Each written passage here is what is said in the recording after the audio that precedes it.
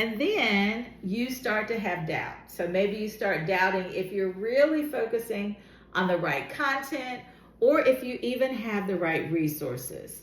So being able, now that you're on the CNE in 60 Days journey, you already have the right resources, right? You already have Billings and Halstead, which you're using as your Bible, as we mentioned earlier, to help you close your knowledge gaps.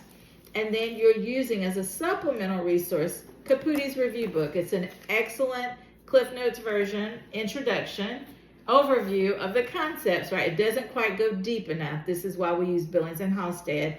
6th edition right now that you should have in front of you. But if you didn't have the 6th edition for whatever reason, the 7th edition is fine.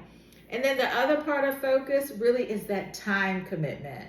So if you turn to the 7-week study plan that is in your study workbook, it is on page 16. You're going to see, as an example, for week 2, you're focusing on competency 1 and 2, and you're going to dedicate at least 20 hours, up to 24, depending on how many knowledge gaps you have based on your sub-competency statement assessment. And you're using, again, that blueprint from the NLN website that's included in the candidate handbook. It's free.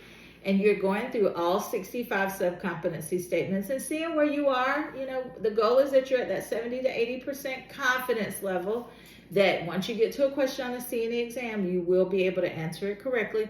But if you're not sure, that's okay. We'd rather you err on the side of caution. So you're going to circle, highlight, put an asterisk if you haven't met that 70 to 80% threshold. So resources and focus. So these are the 4 pillars for success, okay? So your 60-day focus is really about a framework, a success framework. So number 1 is assessment. So doing that self-assessment, using the blueprint, but also thinking about how many years of academic experience do you have teaching? Because we know, based on our framework, if you have at least 3 years of teaching experience in the academic setting, you are more likely to achieve success on the CNE exam. Now, it doesn't mean you can't if you meet eligibility criteria. If you have less than 3 years, just means it's going to be a little bit more challenging. That second pillar is resources. The third one is weekly coaching, which is what you're getting here in our CNE in 60 days. And then the item analysis assessment. Okay, so that will come into play when we get to competency 3. Tom